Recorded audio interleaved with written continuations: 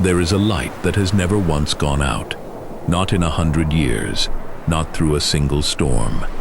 Tonight, you are the one who tends it. You don't have to remember how you came to this coast. You don't have to remember whose watch this was before yours. You only have to climb the stairs and listen. This is Lantern and Lore, quiet tales told slowly for the last hour before sleep. Tonight's story is called The Lighthouse Keeper's Watch. Get comfortable. You don't need to stay awake for the ending. The cottage sits low against the wind, stone walls thick enough to hold the warmth of 100 winters. Inside, a kettle has just finished its long, slow sigh on the stove. A coat, heavier than it looks, salt stiffened at the collar, hangs by the door, waiting. You pull it on. It smells faintly of wood smoke, and older still, of the sea itself, the way old things by the coast always do. Outside the window, the water is the color of pewter, calm tonight, though the cottage remembers storms that shook the shutters loose from their hinges. It doesn't remember them the way a person would, not with fear. More like a scar remembers a wound, quietly, without needing to speak of it. There is a logbook on the table, its cover soft with handling, and beside it, a single unlit lamp, waiting for you to carry it up. You do not need to hurry.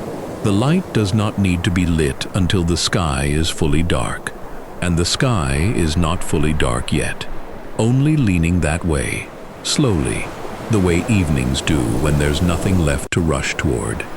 You take the lamp. You take the stairs. The stairs curl upward in a slow spiral, worn smooth in the middle by more footsteps than anyone has bothered to count. Your lamp throws a small, warm circle of light just ahead of you, and everything beyond that circle stays politely in shadow, the way old places seem to understand that some of themselves are better left unseen. You can hear the wind more clearly here, funneled up through the tower like breath through a long stone throat. It doesn't sound unkind, just old, just tired, in the comfortable way a familiar song is tired, after being hummed 1,000 times. Halfway up, there's a narrow window, glass thick and slightly warped with age. Through it, the sea stretches dark and wide, and somewhere far out, barely visible, a single set of running lights drifts along the horizon. A fishing boat, most likely, making its slow way home. You watch it for a moment, then you keep climbing. The stairs don't seem to end so much as gently stop asking anything more of you, and then, quite suddenly, you're at the top. The lamp room is small, round, and entirely made of glass and brass and habit. You set your lamp down and reach for the mechanism, old but well kept, turning with a low, satisfied click as the great lens begins its slow rotation. Light spills outward in a long, patient sweep, touching the water far below, then the horizon, then the dark beyond the horizon, where sky and sea have long since stopped bothering to be two different things. From up here, the whole coast reveals itself. The cottage roof below, small as a folded letter. The curve of the shore, pale where the waves keep smoothing it flat. And past all of it, nothing but water, all the way to wherever the world decides to end for tonight. You place a hand against the cool glass. The tower hums faintly beneath you. The mechanism, the wind, the sea, all three of them agreeing, in their own low language, that this is simply what happens here, every night, without needing anyone's permission. The light turns, and turns, and turns. You could watch it forever. Some nights, it feels as though you already have.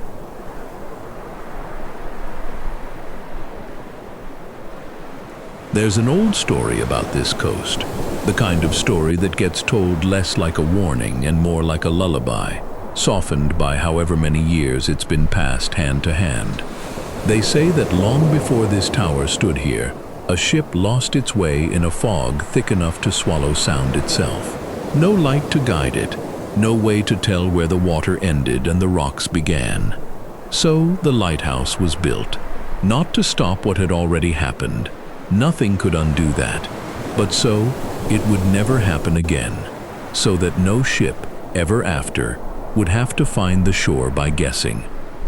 Some nights, keepers before you swore they saw it still, a shape out past the reach of the light, moving slow and steady through the fog, never coming closer, never quite leaving either.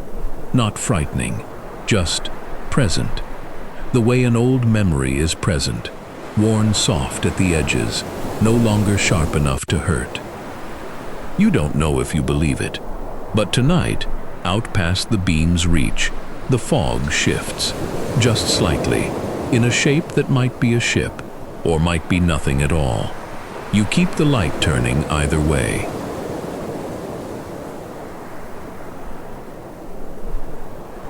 From up here, you can see further than the story usually gives you credit for.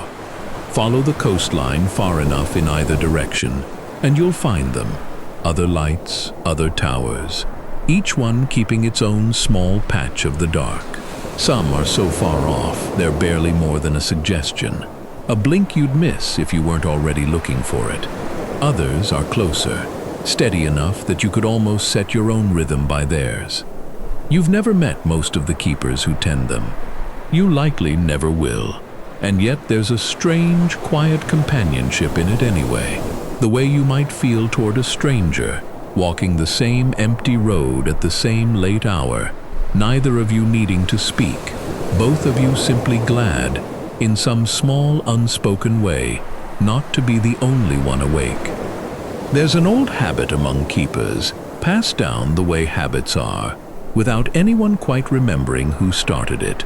If your light is working, you let it be seen, not for show, just so that whoever's watching from the next coast over knows, without needing to ask, that all is well down this stretch of water too.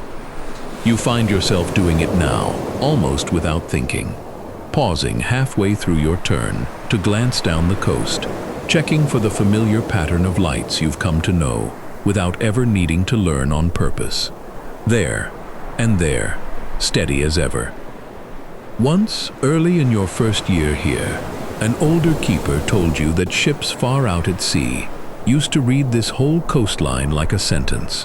One light, then a pause, then the next, then a longer pause, then the one after that, until sailors could tell exactly where they were along the shore, just by the rhythm of it, the way you might recognize a voice before you make out the words. You don't know if that's entirely true. Old coastal stories rarely arrive unpolished, but it's the kind of true that doesn't much need proving. The lights are still there, the rhythm still holds, and somewhere out on the black water tonight, someone is still reading it, whether they know the old story behind it or not. The keeper who taught you that has been retired a long while now. You think of her sometimes on nights like this, not with any particular sadness, just the ordinary, gentle way you think of anyone who once stood exactly where you're standing, looking at exactly this same dark water, keeping exactly this same quiet watch. Someone will stand here after you, too. That thought doesn't feel heavy tonight. It feels almost restful, the way it's restful to know a favorite song will still exist after the record stops turning. That this rhythm, this small, warm light against so much dark, was never really about any one keeper at all. You glance once more down the long curve of the coast. The other lights blink on, patient and unbothered, exactly where you left them.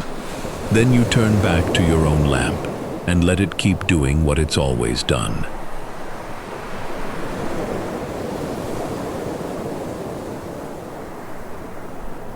Later, back down in the small room beneath the lamp, you open the logbook to its newest empty page.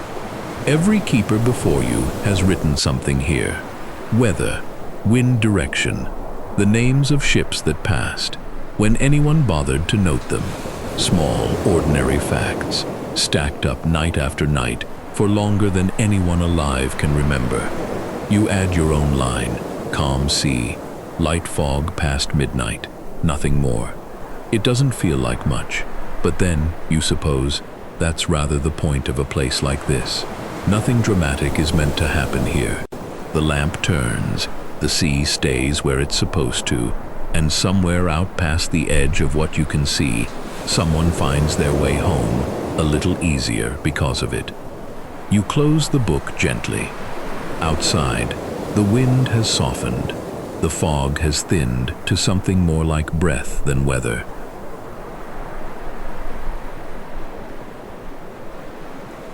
You don't need to know how long the watch lasts. You never did. The light keeps turning. It doesn't need you to count the hours.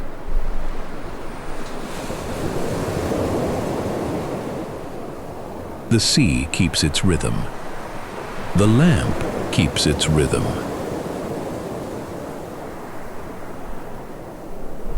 Somewhere out there, someone is finding their way home.